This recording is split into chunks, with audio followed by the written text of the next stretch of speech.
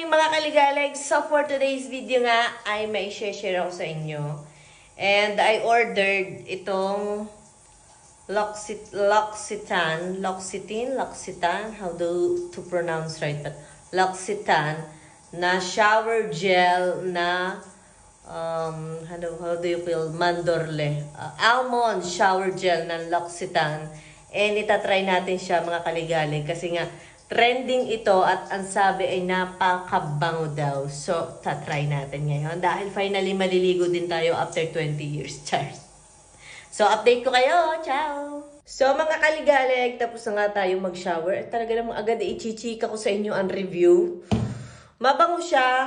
Mabango, okay. Tapos hindi siya ganun kabula kasi nga siya ay shower oil. And then, ang one thing na napansin ko dito, mga kaligalig, ay papakita ko. Talaga siya dry. Talagang siya ay nakakapag-nourish ng skin.